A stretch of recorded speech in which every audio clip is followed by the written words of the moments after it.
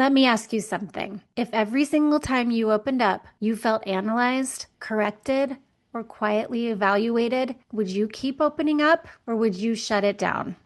Here's the hard question for today. If he feels judged, even subtly, why would he risk vulnerability? Because vulnerability is expensive and no one invests where they feel unsafe. Most people don't avoid vulnerability because they're stubborn. They avoid it because it feels dangerous, especially for men who grew up in homes where emotions weren't welcome, weakness was punished, or mistakes were magnified. If vulnerability once led to shame, his nervous system learned, do not go there. Now, I personally earned a PhD in avoidance.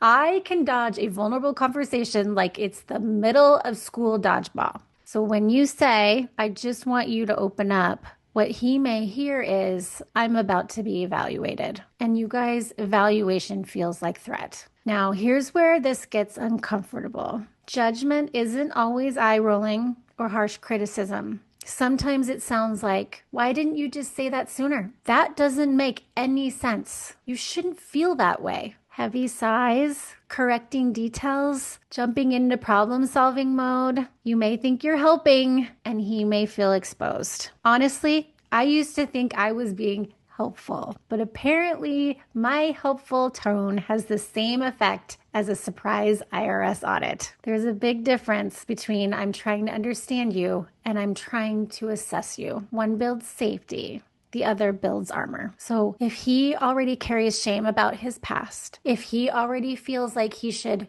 be over it, if he already believes that something is wrong with him, then the smallest hint of judgment confirms his worst fear. And when shame gets activated, the body does one of three things: fight, flight, or freeze. Withdraw is freeze. Silence is protection. Not rejection, but protection. Trust me, I've played emotional freeze tag more times than I care to admit. And spoiler alert, nobody wins that game. When he shares something small, do you hold it gently, or do you expand it into a bigger conversation about his childhood, his patterns, and what he needs to work on? When he struggles, do you stay steady, or does your anxiety spike and push him for more? Because if vulnerability leads to pressure, he'll stop offering it. You cannot analyze someone into vulnerability. You create safety first. And safety sounds like this. Thank you for telling me. That makes sense. I'm glad you shared that with me. Finally, I'm not going anywhere. No fixing, no diagnosing, no correcting, just presence. And when someone feels fully known without being shamed, that is when vulnerability grows. If he feels judged, even unintentionally, he won't risk going deeper. Not because he doesn't love you,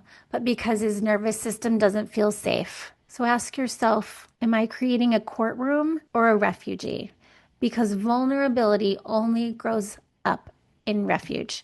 If he feels judged, even unintentionally, he won't risk going deeper. Not because he doesn't love you, but because his nervous system doesn't feel safe. So ask yourself, am I creating a courtroom or a refuge? Because vulnerability only grows in refuge. Believe me, I used to think I could audit my way into closeness, but it turns out nobody wants a relationship with a walking performance review. And if you're listening to this and thinking, okay, this is us, he shuts down and then I push and we both end up feeling misunderstood, I want you to get clarity on what dynamic is actually running your relationship. I created a free quiz. It's called 9 Patterns Keeping You Apart. Which one is running your relationship? Because most couples aren't broken. They're just stuck in patterns they don't recognize. And when you name the pattern, you stop reacting blindly. You start responding intentionally. And it's totally free and takes just a few minutes. It just might give you language for something you've felt for years. So click the link below and take the quiz. You don't have to keep guessing.